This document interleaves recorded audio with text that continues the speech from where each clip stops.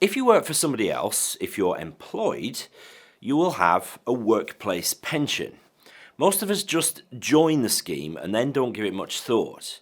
In fact, according to an article on This Is Money, 90 to 95% of people just stick with whatever the default fund is that's offered. Now, I get enough emails from people asking about optimizing their pension to know that choosing the right options can feel like throwing a dart at a piece of paper while blindfolded. Well, it's time to take the blindfold off and take control.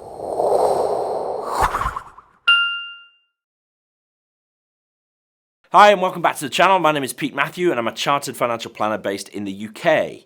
Now before we start, this video is brought to you with the help of Meaningful Academy Build Wealth. More on that a little bit later. Now, by law, employees are automatically enrolled into a workplace pension.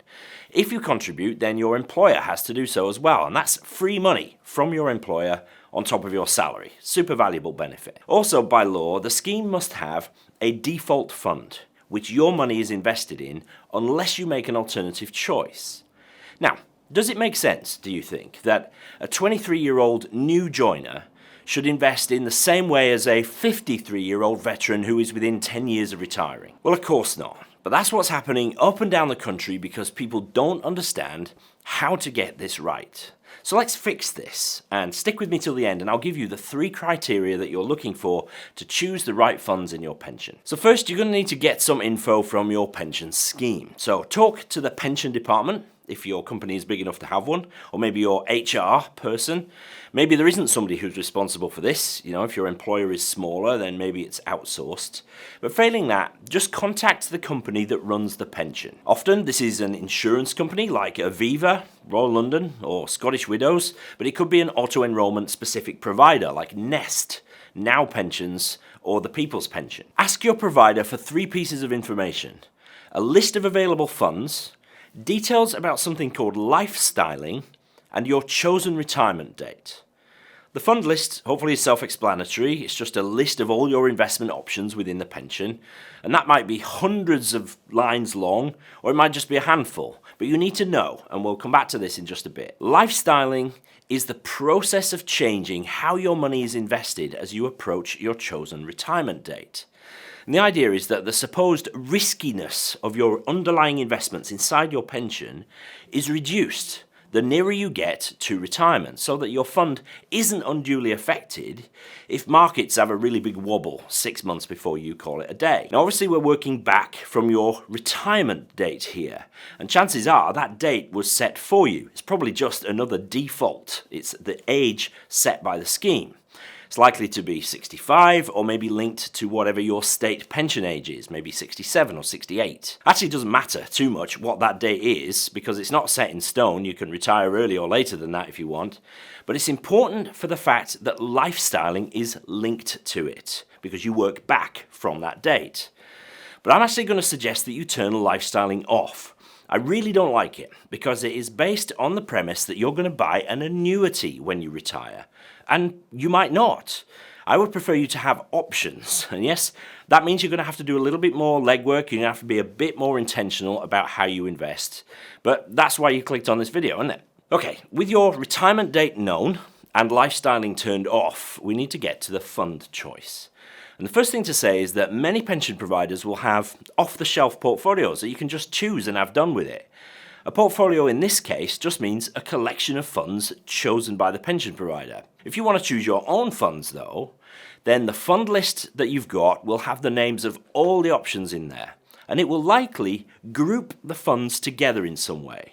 Hopefully it's not just one great long alphabetical list. Probably there's going to be some indication of the risk level of each fund. So you might see a scale from 1 to 7, for example, with 1 being low risk and 7 being high risk. There might also be some indication of the makeup of each fund, that is, what the fund is investing in. This will be in terms of the main asset classes usually, like equities, bonds, sometimes called fixed interest or fixed income, property, commodities, all that kind of stuff. There might be some further refinement, so a fund might be described as holding not just equities, but specifically UK equities or emerging market equities. And finally, there may be reference to the sector that each fund is in. The sectors are investment industry groupings of funds, all with similar makeup. And the sectors are designed to make it easy to compare like with like. So risk levels, investment makeup, sectors, these are the things to be looking for when making your choice. Before we look at how to make that choice, you might want to take a look at Meaningful Academy Build Wealth.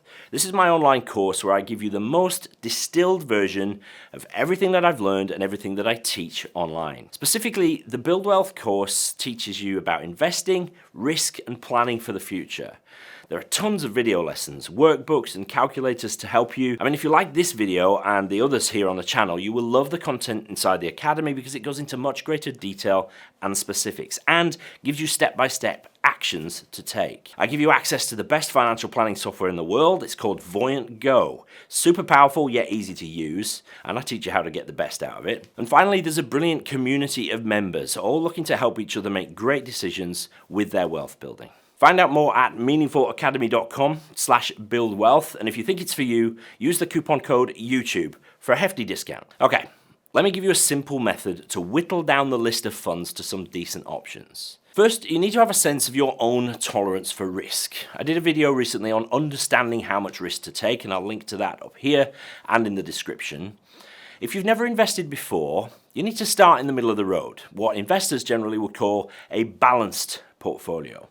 And this will have a blend of equities and bonds, and maybe some other stuff, and it should be spread all the way around the world. That means you are spreading your risk, which is a good thing. Look for funds that are described as balanced, or if there's the 1 to 7 scale or something similar, you're looking at funds rated around a 4 to 5. If there are sectors on the fund list, then look for the mixed investment 20 to 60% equity and 40 to 85% equity sectors. You can even just scan the fund names themselves. Look for the word balanced, but you might also see the words managed, moderate, mixed, which will give you some idea of what you're looking for. You do need to look at the costs of these funds too. Costs should always be kept to a minimum because every pound that you pay away in charges is a pound that isn't compounding for your future. So look for funds with low charges relative to the other options. So using these 3 criteria, risk profile, investment sector, and charges, you can probably whittle down your options to just a handful. If your fund list is online, you'll have the option to click through to some of the chosen funds and you can look at their performance. You can dig down into the makeup of what's inside the funds and loads more information. Then, if you have a mind, you could take that info and go to an external research site like TrustNet or Morningstar to dig a bit deeper. I'll put links to those in the description. And by the way, in Meaningful Academy, you can look over my shoulder as I use the free tools on Morningstar to choose funds. Eventually though, you're going to have to make a choice, and that's where so many people kind of grind to a halt. They just can't press the button. What if I get it wrong? Well, let me reassure you, you're very unlikely to make a terrible choice. Eventually in this process, you'll get to a point where the remaining funds, after you've whittled down the list, are probably quite similar to each other. And if you're struggling to choose between a handful of funds, why not choose them all? Then you can see how they stack up against each other over time. Some might even say that it would be fun to do that. In fact, I think you should have more than one fund, especially if you're starting out. Don't have 20 funds though. 5 is plenty, 3 is probably enough. Just try not to overthink this too much. You can always change things at a later date because you'll be reviewing your pension annually. You will, won't you? You will. Okay folks, I hope this is helpful. I want to encourage you to get involved with your pension money. Don't leave things to the default. Don't fear these decisions. They should empower you to take control over your own future. You'll learn as you go, and in so doing, you will build wealth more effectively, and your future self will thank you. So if you enjoyed this video, do me a favor, hit the like button, subscribe to the channel if you're not already, maybe even share this video with your colleagues so that they can make good decisions about their workplace pensions. Thank you so much for watching. I'll see you in the next video.